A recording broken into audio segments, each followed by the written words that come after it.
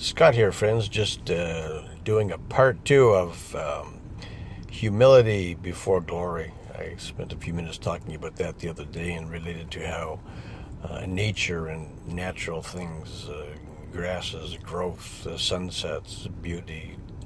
I was going to call it teardrops, but little raindrops on the greenest leaf and the sun shining through that after a storm and the scents and smells after a storm and all these wonderful different things that seem so exciting yet so basic, and they're just what we have, what we live, and so unappreciated, oftentimes, by me anyway, and I don't want to speak for you or anybody else. But, I must, in humility, that step July or step 7 teaches me, only in total humility can I go before my sense of the Almighty God who created me and you and everybody else and in everything and orchestrates and sets up and knows all, sees all, is all, and I have to have that belief or things don't work for me.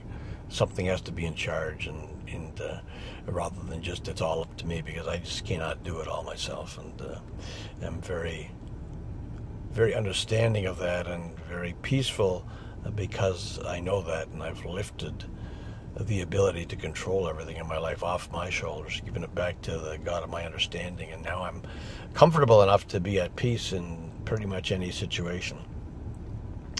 The first peace was when my son passed away. It was literally hours after hearing such that a great peace came over me, and I knew beyond finding out exactly everything that had happened, how and why, to the best of our abilities and so on, that I had a mission, and the mission was to take recovery and to take it out there and make it a personalized, important gift that every family should get a hold of and understand, especially if there were anybody in the family affected by diseases that were related to addiction, to compulsive, to overdoing things, and to being controlled by those things.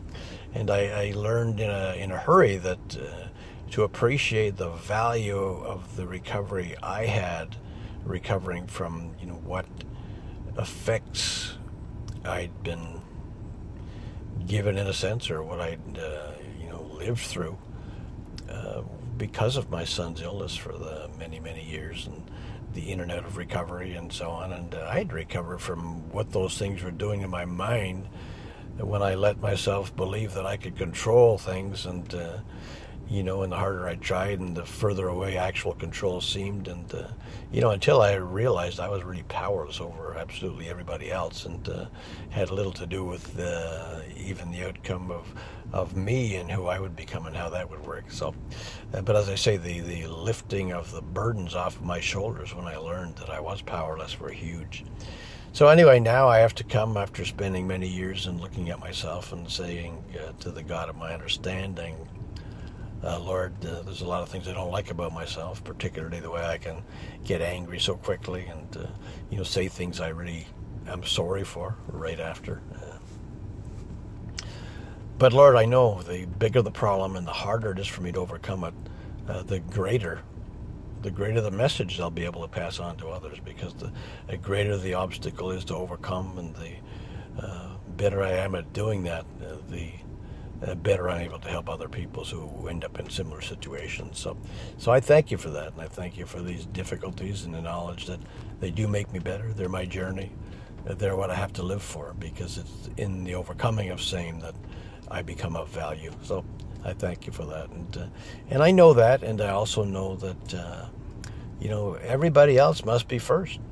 I've learned that we can go to places. I use prisons all the time because it's part of our ministry here, and part of our service that we do. We spend a lot of time in prisons talking to inmates and getting them. I think the biggest job we have is to draw them out to a place where they know they can safely communicate, that they can safely share, they can safely express feelings and not be afraid, and to go back even to their cells and so on, where they spend a great part of each day, usually alone or sometimes with one other person, depending on the type of area that they're in different jails. So, that even there they can go back and they can have a new peace. And they only find this, I believe, to the degree that I can express myself in humility.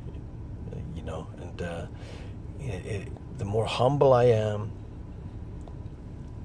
the more they seem able to be drawn out and to speak. And so for that reason alone, to walk into a room full of people, or to go to a room and have it fill up with people, especially inmates, and watch them go from a dejected, sorry sort of state to one of simple, quiet, serene joy in maybe an hour and a bit, is something that I can't even express. I can't even compare it to anything else that happens in my life. And I can't compare it in any way to what I feel like about anything. So I'm going to leave you with that sense. And that's what humility is to me, is everybody else first, in going on and being given such deep, phenomenal joy over how these people are able to change in such short time, and realize that there is hope, and there is so much hope. And, we want to share that. We want to share it everywhere. We want people to find their sense of God, and to connect with them in no uncertain way, and be strong with that relationship, to grow in that relationship, in the knowledge that whatever sense of control and power and so on that they need can be experienced in a special way through the God who they connect with. So thank you, folks. Thank you for being my friends. Thank you that you're there to support me in so many ways, and I can't tell you how important that is to me. So God bless you. Love you all, and we'll see you soon.